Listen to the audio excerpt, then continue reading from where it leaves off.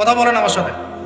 সমাজ পরিবর্তনের জন্য তাজকিয়া বা আত্মশুদ্ধির গুরুত্ব। সমাজ পরিবর্তন হোক আপনি চান কি না?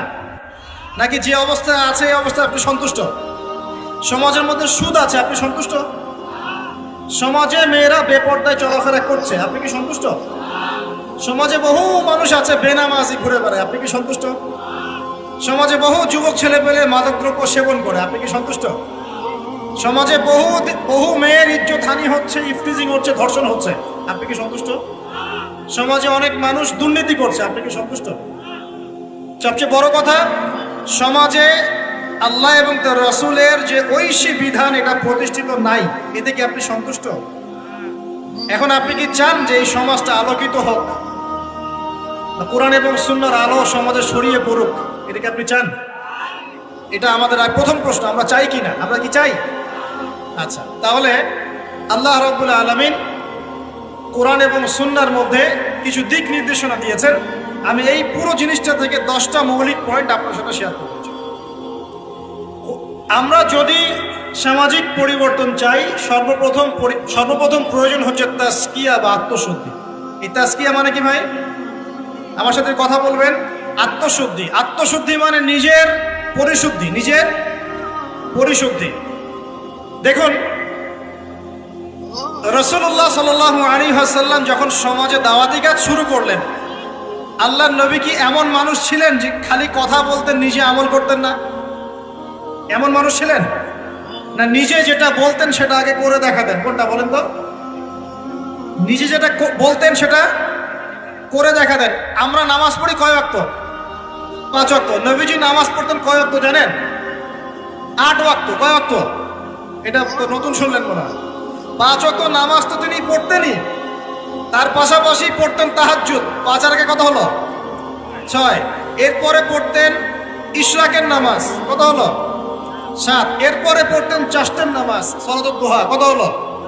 যে মানুষটার আগের কোনো গুনাহ নাই, পরেও কোনো গুনাহ নাই, যে মানুষটা পবিত্র, যার আমল নামায় কোনো গুনাহই নাই, যে মানুষটাকে আল্লাহ বাছাই করেছেন সমাজ পরিবর্তনের জন্য, মানুষকে দিন শেখানোর জন্য, পথ ভোলা মানুষগুলোকে জান্নাতের পথে আনার জন্য, সেই মানুষ নিজে অন্যকে বলছেন 5 ওয়াক্ত নামাজ পড়ো, নিজে পড়ছেন 8 ওয়াক্ত। তার মানে এখান থেকে আপনাকে বোঝাতে চাইলাম, সমাজ পরিবর্তন করতে হলে যারা এই কাজ করতে চাবেন তাদের নিজেকে আগে পরিশুদ্ধ হতে হবে, অন্যের চাইতে বেশি আল্লাহওয়ালা হতে হবে। আল্লাহ পাক তৌফিক দান করুন। তাজকিয়া মানে হলো আত্মশুদ্ধি। আত্মশুদ্ধি সম্পর্কে আল্লাহ পাক বলেন বিসমিল্লাহির রহমানির রহিম, আল্লাহ বলেন কদ আফলাহা মান যাক্কাহা, যে ব্যক্তি আত্মশুদ্ধি অর্জন করেছে সে সফল হয়ে গেছে। বলেন সুবহানাল্লাহ। যে ব্যক্তি আত্মশুদ্ধি অর্জন করতে পেরেছে সে সফল হয়ে গেছে। ওয়াকাদ খাবা মান দাসাহা, আর যে ব্যক্তি আত্মশুদ্ধি অর্জন করতে পারে নাই সে ব্যক্তি ধ্বংস হয়ে গেল। বলি নাউজুবিল্লাহ। আত্মশুদ্ধি মানে আত্মার পরিশুদ্ধি। এখানে একটু বোঝেন আমার সাথে। আমরা নামাজ পড়ি, ফিজিক্যাল ভূমিকা এখানে আছে কিনা? নামাজে ফিজিক্যাল ভূমিকা আছে কিনা? এই যে নামাজে বাহ্যিক শারীরিক কিছু কার্যকলাপ আছে কিনা? কিন্তু এই নামাজটাই যদি আমি মনের মধ্যে রিয়া নিয়ে পড়ি, নামাজ কবুল হবে কিনা? কথা বলেন। আচ্ছা, তার মানে নামাজ পড়ার সাথে সাথে অন্তরের পরিশুদ্ধিও দরকার আছে। আপনি এখন যাকাত দিচ্ছেন, নামাজ পড়ছেন, সওম রাখছেন, সব কি শারীরিক ইবাদত না? শারীরিক আর্থিক ইবাদত না? হজ করছেন, উমরা করছেন, সব শারীরিক ফিজিক্যাল ইবাদত। কিন্তু মনের মধ্যে আছে অহংকার, মনে আছে রিয়া, মনে আছে কুফরি, মনে আছে নেফাক। এখন ইবাদত কবুল হবে কিনা? তার মানে বাহ্যিক ইবাদতের সাথে অভ্যন্তরীণ পরিশুদ্ধি না থাকলে আমাদের ইবাদত কবুল হচ্ছে না, হচ্ছে না। একজন ব্যক্তি ইসলামের সব মানে ভেতরে মুনাফিকি, এই নফসের এই দোষের কারণে তার কি এই ঈমান কোনো কাজে দিবে কিনা? মনে করেন আব্দুল্লাহ বিন উবাইয়ের মতো একজন মানুষ যে মুখে মুখে স্বীকার করেছে যে হ্যাঁ আল্লাহ ছাড়া কোনো ইলাহ নাই, মুহাম্মদ সাল্লাল্লাহু আলাইহি ওয়াসাল্লাম আল্লাহর রাসূল, মুখে স্বীকার করেছে, কিন্তু মনে মনে ইসলামকে স্বীকার করে নাই, ভিতরে ভিতরে ইসলামের সাথে শত্রুতা করে, গাদ্দারি করে। মনের এই দোষের কারণে তার বাহ্যিক এই যে স্বীকৃতি, এটা কাজে আসবে কি আসবে না? আসবে? আসবে না। মনে করেন আপনি খুব আমল করছেন মাশাআল্লাহ, কিন্তু আকীদার মধ্যে খুব গলদ আকীদা আছে, আকীদার মধ্যে গলদ আকীদা আছে। যেমন একটা গলদ আকীদা হচ্ছে, আপনি মনে করেন যে ইসলামের কিছু অংশ মানলেই হয়, কিছু অংশ না মানলেও চলে। ইসলামের বিধান ওই যুগে চলতো, এই যুগে চলে না। ইসলামের কিছু বিধান আছে যেগুলো এখন পালন করা যায় না, আগে যেত। আকীদায় গলত। কেউ যদি মনে করে যে তাকদীর বা ভাগ্য বলতে কিচ্ছু নাই, আমি যা করব তাই পাবো, কেউ যদি মনে করে যে আল্লাহ রাব্বুল আলামিনের জাত এবং সিফতগুলো এগুলা মানার দরকার নাই, শুধু আল্লাহকে রব হিসেবে মানলেই হয়, মানে এরকম অনেক গলত আকীদা আছে, কিন্তু এটা নিয়ে আলাদা লেকচার দেওয়া যায়। তো এখন ইবাদতের আমল সে করছে ঠিকই, কিন্তু আকীদার মধ্যে গলত বিশ্বাস আছে, এখন তার ইবাদত কবুল হবে কিনা? কথা বলেন, হবে না। একজন ব্যক্তি মনে করে সুন্নতের উপর আমল করছে, কিন্তু মুহাম্মদ সাল্লাল্লাহু আলাইহি ওয়াসাল্লামের শানে এবং তার অবমাননায় তার অন্তর কলিজা কাঁপে না। কথা বুঝতে পারছেন কি? সুন্নাহর উপর আমল করছে ঠিকই, কিন্তু মুহাম্মদ সাল্লাল্লাহু আলাইহি ওয়াসাল্লামের মহব্বত ভালোবাসা তার ভিতরে নাই, ইবাদত কবুল কতটুকু হবে চিন্তা করুন। এই যে ভিতরের বিষয়গুলা, অন্তরের সাথে সম্পৃক্ত বিষয়, ভিতরের আকীদা, ভিতরের মহব্বত, আল্লাহর প্রতি ভয়, আল্লাহর প্রতি একটা ইহসান, মনটাকে রিয়া মুক্ত করা, অহংকার মুক্ত করা, হ্যাঁ, অন্যের প্রতি বিদ্বেষ মুক্ত করা, তারপরে কুফর নেফাক এগুলো মুক্ত করা, এই যে অন্তরের সাথে সম্পৃক্ত বিষয়গুলোই এই তাজকিয়া বা আত্মশুদ্ধির মৌলিক বিষয়। আমার কথা কি বুঝতে পারছেন? এখন কিভাবে এটাকে পরিশুদ্ধ করব? বিশ্বাস করেন, ভিতরটা যদি পবিত্র থাকে, বাহিরের ইবাদত অল্প হলেও জান্নাতে যাবেন ইনশাআল্লাহ। ভিতরের বিষয় যদি পবিত্র থাকে, বাহিরের আমল যদি কমও হয়, ইনশাআল্লাহ আপনি জান্নাতে যাবেন। বিশ্বাস করছেন না? এক ব্যক্তির কথা শোনাই, তাহলে বুঝবেন। এক ব্যক্তি বনু ইসরাইলের, সে এত বেশি পাপ করেছিল যে তার সন্তানদেরকে বলেছে আমার মৃত্যুর পরে আমার লাশটাকে পুড়িয়ে ফেলবে, ছাইগুলো অর্ধেক বাতাসে ভাসিয়ে দিবে, অর্ধেক ছাই সমুদ্রে ভাসিয়ে দিবে। ঠিক আছে, এটা তো হাদিস আপনারা জানেন, ওলামায়ে কেরাম যারা আছে। এখন সন্তানরা তাই করেছিল, আল্লাহ পাক তাকে আবার জীবিত করে বলেছেন যে কেন এই কাজ করেছিলা? সে বলেছে মিন খাশিয়াতিকা ইয়া রাব্বি, আল্লাহ তোমার ভয়ে কাজ করেছি।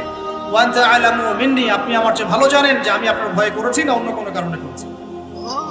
আল্লাহ পাকের ভয়ে সে এমন একটা কাজ করেছে যে কাজটা কিন্তু মনে হচ্ছে কুফরি, কারণ সে মনে করছে আল্লাহ তাকে আবার পুনরুত্থিত করতে পারবে না, তাই সন্তানদেরকে বলছে আমাকে পুড়িয়ে ছাইটাই ভাসিয়ে দিস।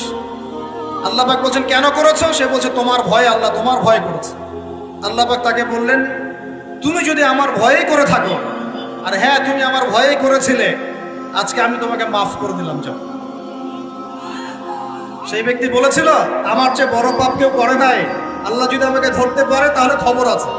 তার মানে তার ধারণা আল্লাহ তাকে ধরতে পারবে না, এটা কিন্তু কুফরি আকীদা। তারপরে আল্লাহ পাক তাকে কিন্তু মাফ করলেন। কেন?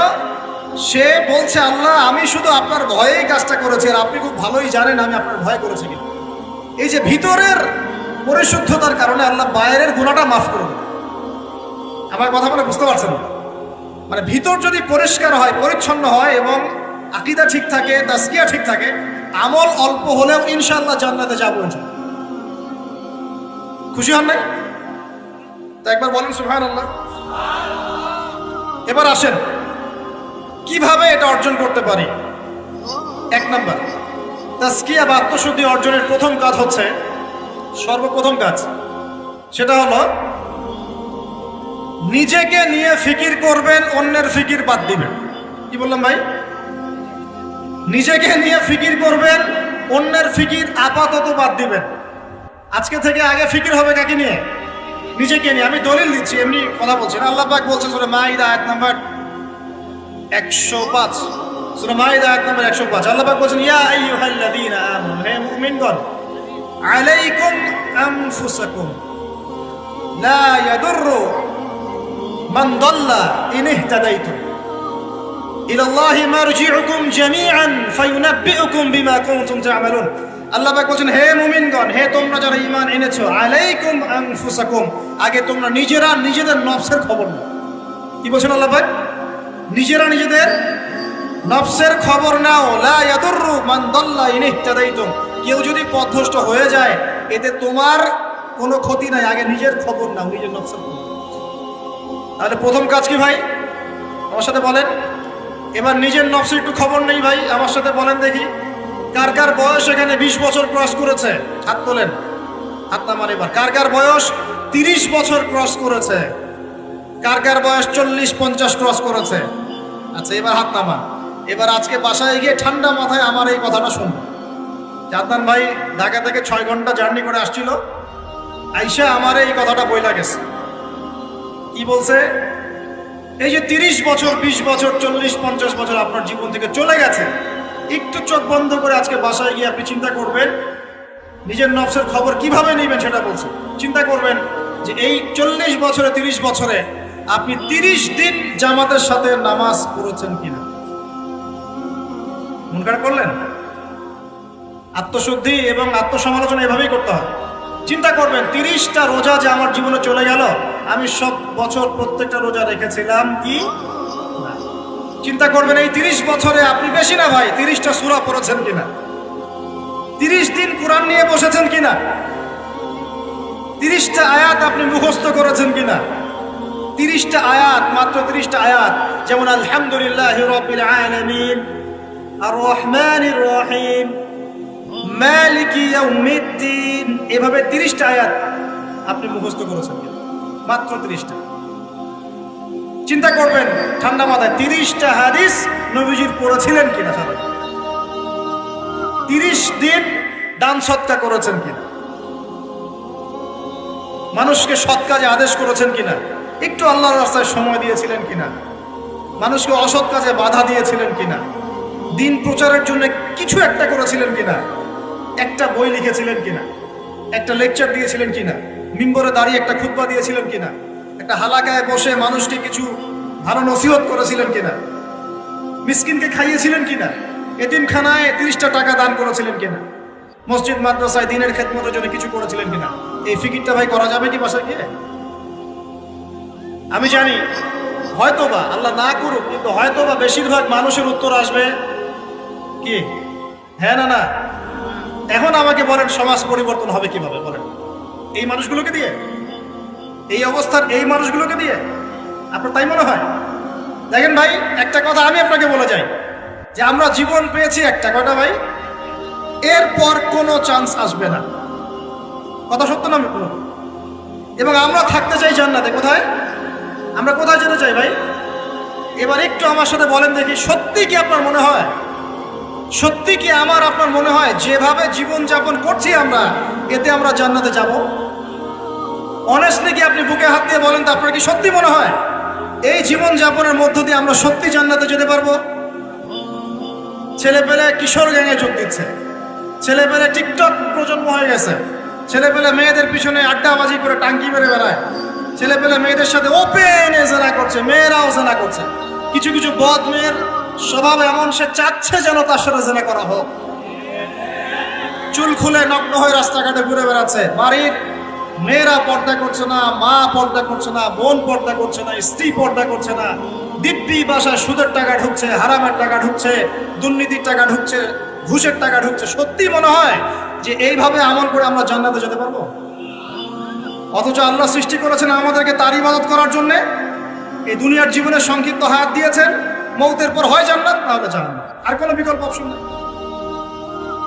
তাহলে ভাই আত্মশুদ্ধির দরকার নাই?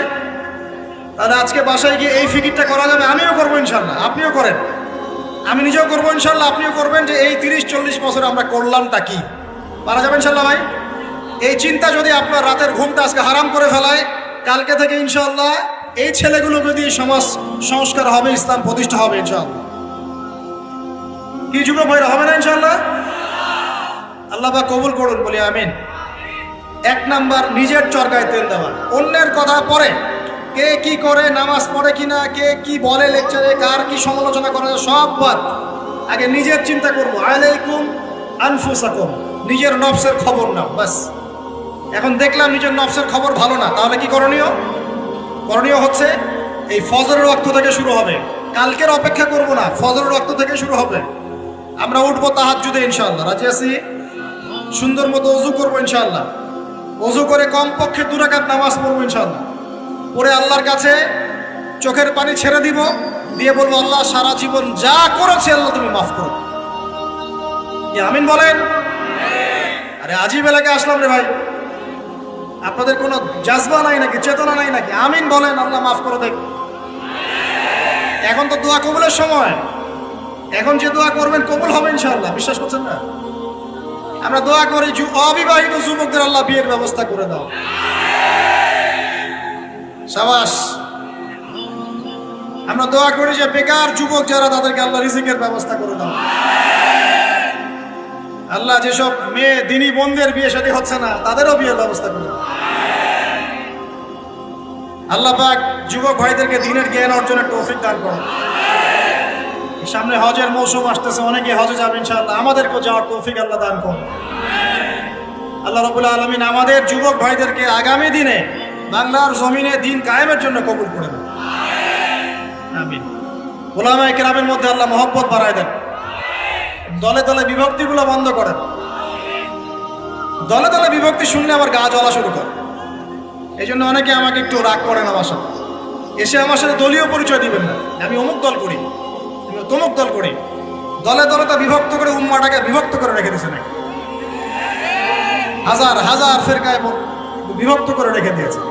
কারোর সাথে কারো ভালো সম্পর্ক নাই, কিন্তু মুখে কিন্তু বলে যে আমরা সবাই এক, কিন্তু আদতে সেটা নাই। মনের ভিতরে যে কি পরিমাণ হিংসা আর বিদ্বেষ, সেটা তো মাঠে যারা চলাফেরা করে তারাই বুঝতে পারে। বিভক্তিগুলো খুব ভালো জিনিস। হ্যাঁ, আপনি একটা মানে ফাউন্ডেশন করছেন বা অ্যাসোসিয়েশন করছেন বা পলিটিক্যাল একটা দল করেন, ইটস ওকে, এটা মানুষ করতে পারে।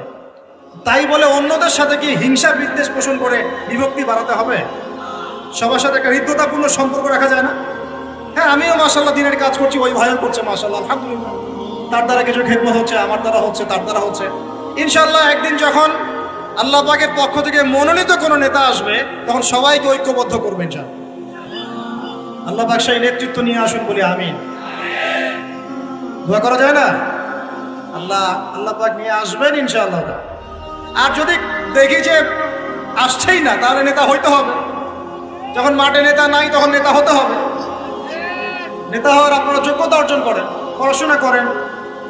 কোরআনে কিন্তু নেতৃত্বের দুইটা বৈশিষ্ট্য বলা আছে। কয়টা ভাই? তালুতের কথা মনে আছে? তালুত আর জালুত সূরা কোন সূরা আছে বলেন? কেউ বলতে পারবে? এই যুবক ছেলেটা বলো, কোন সূরা আছে? মাশাআল্লাহ, সূরা বাকারায়। শোনেন, বনু ইসরাইল মুসা আলাইহিস সালামের পরের নবীকে বলছেন, ওই নবীর নাম ইউশা বিন নুন, যে হে নবী, আমরা আল্লাহর পথে জিহাদ করতে চাই। কি করতে চাই? এই শব্দ তো কোরআনে নাই, আছে না নাই? এই শব্দ বললে তো কিছু মানুষ খারাজি ফতোয়া মারা শুরু করে। বড় মুশকিলে আছে এদেরকে নিয়ে আমি। আশ্চর্য একটা জিনিস, ইবাদতকে সন্ত্রাস বানাই দিলেন কিভাবে? ইবাদতকে সন্ত্রাস বানালেন কিভাবে? পশ্চিমের টাকা খেয়ে? হ্যাঁ, পশ্চিমারা যা বোঝায় তাই বুঝতে হবে? ইসলামের সংজ্ঞা ব্যাখ্যা ওরা দিবেন, আমরা দিব? সুবহানাল্লাহ। ব্রিটিশ আমলে আমাদের বাপদাদারা যে ওদেরকে পিটিয়ে বের করেছিল, তারা কি সন্ত্রাসী ছিল? আমাদের বাপদাদারা সন্ত্রাসী ছিল? বলেন তো। জুলুমের বিরুদ্ধে কেউ দাঁড়িয়ে গেলে সে সন্ত্রাসী হয়? এই যে 1971-এ আমাদের সাথে জুলুম হয় নাই, তখন বাংলার মানুষ যার যা ছিল তাই নিয়ে মাঠে নামে নাই, তো বাংলার সেই ফ্রিডম ফাইটাররা কি সন্ত্রাসী হয়ে গেছিল? প্যালেস্টাইনের ভাই বোনদেরকে দীর্ঘদিন থেকে একদম স্টিম রোলার পিছায় ফেলা হচ্ছে। রমজান মাসে দেখলেন কি হলো? রমজান মাসে বেচারা নামাজ পড়তে গিয়েছে, লাঠি পেটা করে মসজিদ থেকে বের করতে। আল আকসা মসজিদ ওর বাপের, মুসলমানদের। এখন ওই যে যারা একটু পাথর টাথর নিয়ে ঢিলাঢিলি করে, ওরা সন্ত্রাসী হয়ে গেছে। আর যারা মুসলমানদেরকে পিটাই বের করে দিল, ওরা হলো মানবতার সেবক। এই সংজ্ঞা শিখায় আমাদেরকে। যাই হোক, বাদ দেন, ওইদিকে না যাই। ওইদিকে বললে আমি একটু মানে কি বলবো, কি বলে এটাকে, আউটবাস্ট হয়ে যায় আর কি। মানে ভিতরের ক্রোধটাকে দমায় রাখতে পারি না। মাঝে মাঝে এমন হয় যে ভিতরের এগ্রেশনটা ধরে রাখতে পারি না, কিন্তু আপনাদের স্বার্থে ধরে রাখতে হয়। কারণ কোনো কিছু না হওয়ার চেয়ে কিছু হওয়া ভালো, কোনো কিছু না হওয়ার চেয়ে কিছু হওয়া ভালো, এই স্বার্থ চিন্তা করে চুপ করে থাকি। কিন্তু একটা জিনিস মাথায় রাখবেন, আল্লাহ রাব্বুল আলামিন এই বিশ্বে পরিপূর্ণ ইসলাম প্রতিষ্ঠা না করা পর্যন্ত কিয়ামত দিবেন না ইনশাআল্লাহ। এই জিনিসটা মাথায় ভালো করে ঢুকায় নিন। এরপরে ইসলামের এগেইনস্টে যা করার করতে থাকেন, আল্লাহ এটা করবেন ইনশাআল্লাহ, কোনো সন্দেহ নাই। লা শাক্কা ফীহি, এর মধ্যে কোনো সন্দেহ। কার দ্বারা করবেন, কিভাবে করবেন, আল্লাহু আ'লাম বিস-সাওয়াব, আমরা জানি না। এখন তালুতকে আল্লাহ পাক মনোনীত করলেন। ইউশা বিন নুনকে বনু ইসরাইল বলছে, আল্লাহর পথে আমরা যুদ্ধ করতে চাই, আমাদের জন্য নেতা দাও একটা। তখন ইউশা বিন নুন বলছে, আমি যদি নেতার জন্য দোয়া করি, তোমরা তো আবার পৃষ্ঠপ্রদর্শন করে পালায় যাবা, তোমাদেরকে চিনি ভালো করে আমরা। তোমাদেরকে খুব ভালো করে চিনি। তখন মনুষ্যরা বলছে না আমরা এটা করবো না। কেন করবো? ওয়াকাদ উখরিজনা মিন দিয়ারিনা, আছে না সূরা বাকারায়? আমাদেরকে আমাদের ঘর বাড়ি থেকে বের করে দেওয়া হয়েছে, আমরা কেন পিছিয়ে পড়বো? তখন আল্লাহর কাছে তিনি দোয়া করলেন, আল্লাহ পাক তালুতকে নেতৃত্ব দিলেন। কাকে? তালুত। আর এই যে তালুতকে নেতৃত্ব দিয়েছেন, এই নেতৃত্ব দেওয়ার পর আল্লাহ পাক বললেন যে তালুতকে আমি দুইটা স্পেশাল গুণ দিয়েছি। কয়টা ভাই? তার মানে নেতৃত্বর স্পেশাল গুণাবলী কয়টা? একটা হচ্ছে জিসমান, তালুতকে আমি দিয়েছিলাম শারীরিক শক্তি, ফিজিক্যাল স্ট্রেংথ, শারীরিক শক্তি। আর এখন বহু নেতা সমাজে দেখাতে হাঁটতেই পারে না। নেতা হওয়ার আগে আগে ফিজিক্যাল স্ট্রং হতো, তাই না ভাই? ফিজিক্যাল স্ট্রং না হতে পারলে নেতৃত্ব দিতে পারে? ফিজিক্যাল স্ট্রেংথ হচ্ছে প্রথম শর্ত। সে সুস্থ ছিল এবং শারীরিকভাবে অনেক শক্তিশালী ছিল। কে? কার কথা বলছি? যুগে যুগে সমস্ত নেতৃত্ব দেখেন, ওমর ইবনুল খাত্তাব শারীরিকভাবে দুর্বল ছিল, ফিজিক্যাল স্ট্রেংথ ছিল কোনটা? স্ট্যামিনা কেমন ছিল? আলী রাদিয়াল্লাহু আনহু শারীরিকভাবে কি দুর্বল ছিল? উসমান, আবু বকর রাদিয়াল্লাহু আনহুমা তারা কি দুর্বল ছিল? নবী সাল্লাল্লাহু আলাইহি ওয়াসাল্লাম নিজে দুর্বল ছিলেন? 40 জন পুরুষের শক্তি তার গায়ে ছিল। কতজন ভাই? আল্লাহু আকবার। 40 জন পুরুষের শক্তি কার গায়ে ছিল? তারপরও তিনি কোনোদিন কারো গায়ে থাপ্পড় দেন না, কারণ নিজের উপর আঘাত আসলে তিনি মাফ করে দিতেন। শুধু একটা যুদ্ধে তিনি তীর নিক্ষেপ করেছিলেন, ওই তীর এক কাফেরের গলার পাশ দিয়ে চলে গেছে, ওতেই তার মৃত্যু হয়ে গেছে। ওতেই নবী সাল্লাল্লাহু আলাইহি ওয়াসাল্লামের মনেও যদি কষ্ট দিত, আল্লাহ পাক তাকেও পাকড়াও করতেন। নবীজি না বললেও আল্লাহ পাক তাকে পাকড়াও করতেন। যাই হোক, তাহলে তালুতকে প্রথম যে গুণাবলী দেওয়া হয়েছে নেতৃত্ব, সেটা কি? জিসমান, শারীরিক শক্তি। তার মানে এখন যারা এটা হতে চান, আগে ফিজিক্যালি স্ট্রং হবেন, ভালো ভালো খাওয়া দাওয়া করবেন, হালাল টাকায়, হারাম টাকায় না, জিম টিম করবেন, হ্যাঁ, বক্সিং টক্সিং প্র্যাকটিস করবেন, রেসলিং টেসলিং খেলবেন, হ্যাঁ, কুস্তি কুস্তি করবেন, মানে ফিজিক্যালি স্ট্রং হওয়ার চেষ্টা করবেন। আর এইগুলো করো তো ভালো, টিকটক চালানোর চাইতে। সকালে উঠে যদি আমরা একটু গ্রাউন্ডে দৌড়াদৌড়ি করি, মাই মাঠে ফুটবল খেলেন বা একটু ফিজিক্যাল কসরত করেন, জিম করেন, কাজটা ভালো না? এটা ওই টিকটক আছে ভালো না? বসে বসে ফেসবুক উঠানো আর এই যে পর্ন দেখাচ্ছে ভালো না? এই জন্যই বলি এগুলো ভালো, এগুলো করেন, তা ওইগুলোতে যান। এটা হলো 1 নম্বর জিসমান, মানে ফিজিক্যাল স্ট্রেংথ। 2 নম্বর ইলমান, জ্ঞান। কি লাগে ভাই তাহলে? দুইটা, একটা জিসম, একটা ইলম। এখন আমাদের এই দুইটা না থাকলেও চলে, খালি জনগণ বললেই হলো যে আপনার চরিত্র ফুলের মতো পবিত্র, তাই না ভাই? এই দুইটার একটা না থাকলেও চল। আল্লাহ পাক আমাদের সবার উপরে এমন এমন সব নেতৃত্ব নিয়ে আসুন, যাদেরকে আল্লাহ পাক শারীরিক শক্তি এবং জ্ঞানের শক্তি দান করছে। বলি আমিন। দোয়া করতে সমস্যা আছে? যাকেই নিয়ে আসুক, সে যদি ফিজিক্যালি স্ট্রেংথ শক্তিশালী হয়, তার মধ্যে জ্ঞান থাকে, সে ইসলাম প্রতিষ্ঠা করে, আমার কোনো সমস্যা আছে? কোনো সমস্যা না। আমরা দোয়া করবো আল্লাহ পাক তাকে দীর্ঘ নেখায়াত দারাজ করুন। আমিন। আর যদি দেখি যে কোনো নেতাই নেই, তখন নেতা হতে হবে। কি হতে হবে? আল্লাহ পাক তৌফিক এনায়েত করুন। আমাদের যুবক ভাইদেরকে আল্লাহ কবুল করুন। আমিন। তাজকিয়া অর্জন হচ্ছে সমাজ পরিবর্তনের মূল জিনিস। আর এই তাজকিয়া অর্জনের জন্য প্রথম কাজ হলো নিজের চরকায় আলাইকুম আনফুসাকুম, নিজেকে নিয়ে ভাবুন, বাস নিজেকে নিয়ে ভাবুন, নিজের কবরকে নিয়ে ভাবুন, আপনার আমলনামা নিয়ে ভাবুন, এই বিগত জিন্দগিতে কি করেছি এটা ভাবেন, সামনের জীবনে কি করতে পারি এটা ভাবেন। এখন মনে করেন আপনি চিন্তা করলেন যে না, আমার জীবনে ভালো কাজ খুব কম আছে। আপনার বলে গিয়েছিল, আমি মিলিয়েছি খাতা কলম নিয়ে, দেখলাম ভালো কাজ খুব বেশি নাই। এখন কি করতে হবে আপনাকে? প্রথম কাজ, আমার সাথে বলেন আস্তাগফিরুল্লাহ। বায়াত করাচ্ছি, বায়াত বলেন আস্তাগফিরুল্লাহ আল্লাযী লা ইলাহা ইল্লা হুয়াল হাইয়ুল কাইয়্যুম ওয়া আতুবু ইলাইহি।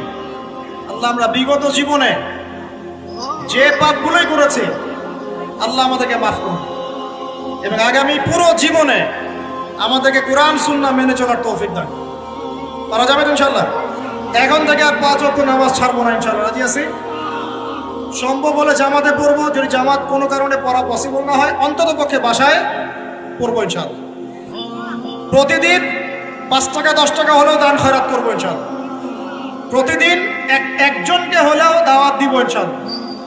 প্রতিদিন একটা করে ভালো কাজের আদেশ করবো ইনশাআল্লাহ। একটা করে হলেও খারাপ কাজে নিষেধ করবো ইনশাআল্লাহ।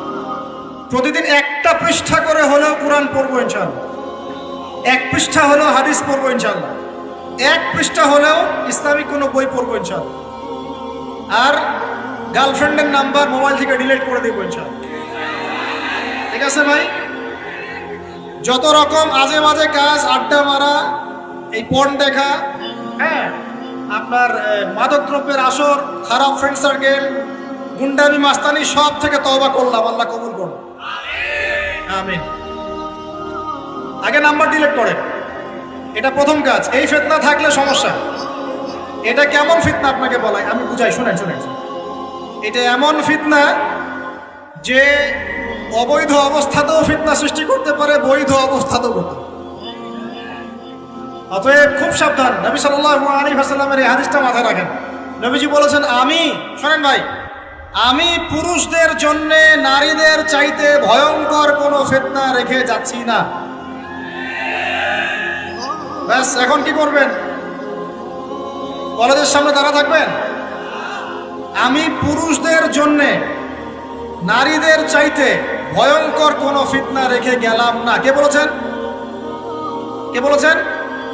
আমি কি তার চেয়ে ভালো সমাজ বুঝবো?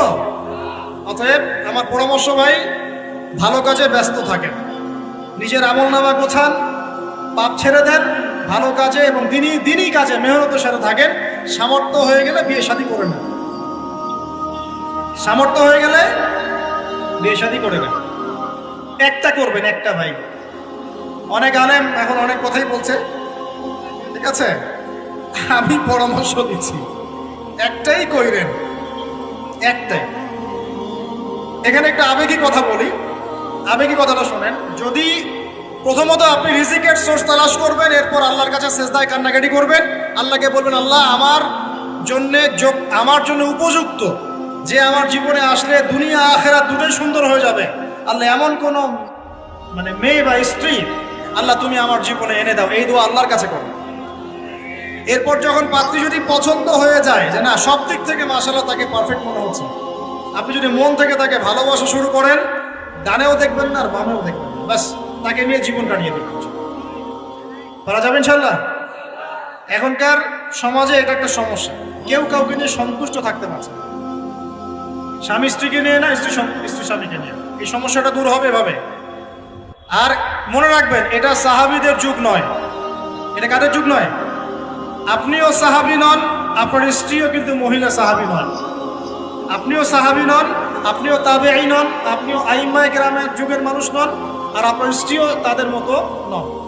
অতএব আমার আপনার মধ্যে যেমন হাজারটা ত্রুটি থাকতে পারে, তার মধ্যেও থাকবে। অতএব এটাকে একটু সবরের সাথে মার্জনা করে করে চলতে হবে। আল্লাহ পাক তৌফিক দান করুন।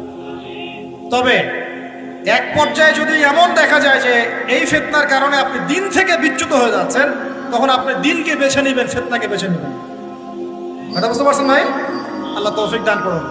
এগুলো গোল্ডেন নসিহত, এগুলো ওঠেন বসন করে আপনি শুনতে পারবেন না। এগুলো লাভঝাপ মার্শাল আর্ট জিকির হয়, মার্শাল আর্ট। স্টেজের মাঠে কুম্ফু কেরাত খেলা হয়, সুবহানাল্লাহ, কি যে হয়, কত কি যে হয়। কতগুলোকে দেখেছি আমি ওয়াজ মাহফিলের এই সিজনেই বাস ধরেও ঝোলাঝুলি শুরু করছে। জানি না এগুলা কোথায় পাইছে, আল্লাহ ভালো জানেন। আল্লাহ রাব্বুল আলামিন এটা কেন আমি বলি, সম্ভবত এখানে জিনের আসর হয়। কিসের হয়? সম্ভবত জিন বলতে কিন্তু কিছু আছে, আপনি জানেন কিনা? মানুষের উপর ভর করে, কিন্তু জিন কিন্তু মানুষের উপর ভর করতে পারে, আর মেয়েদের উপর বেশি ভর করে। যারা বেপরদায় বাইরে যায়, এইসব মেয়ের উপর জিন বেশি ভর করে। তো এগুলো থেকে বাঁচার জন্য দৈনন্দিন জিকির আজগার করতে হয়। সকাল সন্ধ্যায় অনেক জিকির আজগার, মাসনুন দোয়া কালাম আছে, এগুলো পড়তে হয়। যেমন আয়াতুল কুরসি জানা আছে তো? আলহামদুলিল্লাহ, আয়াতুল কুরসি পড়লে শয়তান কাছে আসবে না ইনশাআল্লাহ। সূরা ফালাক, নাস, ইখলাস জানা আছে তো? সকাল সন্ধ্যায় 3 বার করে ইনশাআল্লাহ। সূরা বাকারার শেষের 2 আয়াত জানা আছে? রাত্রেবেলা একবার। প্রেসক্রিপশন দিচ্ছি, বিনা হাদিয়াতে প্রেসক্রিপশন দিচ্ছি। এগুলো কবিরাজের কাছে নিতে গেলে ও তো হাদিয়া নিবে, আর ডাক্তারের কাছে গেলে বলবে অ্যান্টি ডিপ্রেশন একটা ওষুধ দিয়ে দিবে, ঘুমের একটা ওষুধ খাও, ঠিক হয়ে যাবে, রিল্যাক্স। কিন্তু সব রোগের ট্রিটমেন্ট মেডিকেল সায়েন্স করতে পারে না। রুকিয়া, বদনজর, জাদুগ্রস্ততা, সেহের, এগুলোর ট্রিটমেন্ট মেডিকেল সায়েন্স করতে পারে না। এগুলো ট্রিটমেন্ট কোরআন করবে, হাদিস করবে, দোয়া কালাম করবে। ট্রিটমেন্ট কি? আগে আপনাকে পবিত্র থাকতে হবে, পাক পবিত্র থাকতে হবে, ওযু অবস্থায় থাকার চেষ্টা করতে হবে, ডেইলি ফরজ ওয়াজিব আদায় করতে হবে, পর্দা মেনে চলতে হবে, কোরআন তেলাওয়াত করবেন। স্পেশালি এই আয়াতগুলোকে বারবার তেলাওয়াত করবেন। সূরা ফালাক, সূরা নাস, সূরা ইখলাস, আয়াতুল কুরসি, সূরা বাকারা শেষের 2 আয়াত, সূরা হাশরের শেষের 3 আয়াত। আর একটা বড় অস্ত্র বলে দেই, এটা পড়লে শয়তান বাপ বাপ করে দূরে চলে যাবে ইনশাআল্লাহ। দাজ্জালও যদি আসে সেও দূরে চলে যাবে ইনশাআল্লাহ। বলে দিব সূরা কাহফ এর প্রথম 10 আয়াত। সূরা কাহফের যত বড় জিন শয়তান হোক না কেন, ইবলিসের বাপও যদি আসে, সূরা কাহফের 10 আয়াত পড়বেন, সে দূরে চলে যাবে। বিশ্বাস করছেন না? ইভেন এই যে করোনা ভাইরাস চলেছিল না মাঝখানে, ওই সময় কিন্তু আমরা দেশে সফর করেছি। লক্ষ লক্ষ বলবো না, বেশি হয়ে যাবে, হাজার হাজার মানুষের সাথে মোসাফা করেছি। এই যে এখানে আসলাম, অনেকে মোসাফা করলে যাওয়ার সময় করবেন, করবেন কি না? এই যে বললো যে হাত মিলানো যাবে না, বললো না কয়দিন আগে? সবার মুখে পট্টি থাকবে, হাত মেলানো যাবে না, তাই না? করোনার সময় আমরা এভাবে করেছি, একদিনও জ্বর হয়নি আলহামদুলিল্লাহ। কিছু করেছি আর করি নাই, প্রতিদিন সূরা কাহফের 10 আয়াত পড়েছি। নিজের কথা বললাম, এরকম কাজ হয় তো? প্রতিদিন সূরা কাহফের 10 আয়াত পড়েছি। আমি বলছি না এটাই পড়েন, এটাই পড়া সুন্নাত, এটা বলছি না। ব্যক্তিগতভাবে এটার উপর আমল করেছিলাম, আলহামদুলিল্লাহ, আল্লাহ পাক হেফাজত করেছে। অনেকে সূরা ওয়াকিয়া তেলাওয়াত করেন রাত্রেবেলা। সূরা ওয়াকিয়া তেলাওয়াত করার বদলতে রিজিক বাড়ে, রিজিক প্রশস্ত হয়। অনেকে আত্মীয়তার সম্পর্ক বজায় রাখেন, রিজিক প্রশস্ত হয়। অনেকে চাশতের নামাজ পড়েন, ওই যে 2 রাকাত সালাতুদ দুহা আদায় করেন, এর বদৌলতে দেখা যায় রিজিক প্রশস্ত হয়। অনেকে ওযু অবস্থায় থাকেন, রিজিক প্রশস্ত হয়। এক এক মানুষকে আল্লাহ এক একটা আমলের ওসিলায় আল্লাহ পাক তার মঞ্জিল মাকসুদে পৌঁছায় দেন। তো আলহামদুলিল্লাহ, এটা একটা অস্ত্র। আল্লাহ পাক আপনাদের সবাইকে সূরা কাহফের উপর আমল করার তৌফিক দান করুন, আমিন। তো প্রিয় ভাই, শেষ করতে হবে, লম্বা করব না, আস্তে আস্তে ঘুরিয়ে নিচ্ছি। 1 নাম্বার কি কাজ আত্মশুদ্ধি অর্জনের জন্য ভাই? নিজের চরকায়, মানে নিজের নফসের খবর নিব, অন্যের কথা পড়ে আগে নিজে 5 ওয়াক্ত নামাজ পড়বো, নিজে রোজা রাখবো, নিজে যাকাত দিব, নিজে ইসলামের উপর প্রতিষ্ঠা থাকবো ইনশাআল্লাহ। এটা 1 নাম্বার। 2 নাম্বার, তাজকিয়া অর্জনের 2 নাম্বার কাজ হচ্ছে নিজের পরিবারে ইসলাম প্রতিষ্ঠা করা। কি বললাম বলেন? কেন বললাম? কারণ নিজের পরিবারে যদি ইসলাম প্রতিষ্ঠা না করতে পারি, অন্যের মূর্খতা এবং অনইসলামিক কাজের কারণে আমি ইফেক্টেড হয়ে যাব। তাই নিজের পরিবারের মধ্যে ইসলাম প্রতিষ্ঠা করার চেষ্টা করতে হবে। আল্লাহ পাক তৌফিক দান করুন, বলি আমিন। আল্লাহ পাক সূরা তাহরিমের 6 নম্বর আয়াতে বলেছেন যে কু আনফুসাকুম, নিজে জাহান্নামের আগুন থেকে বাঁচো, ওয়া আহলিকুম নারা, তোমার পরিবারকে জাহান্নামের আগুন থেকে বাঁচাও। পরিবার আছে কার কার? হাত তুলেন দেখি। মাশাআল্লাহ, সবারই তো আছে। পরিবার মানে কি? স্ত্রী সন্তান কার কার আছে? হাত তুলেন। আচ্ছা, হাত নামান। দেখেন।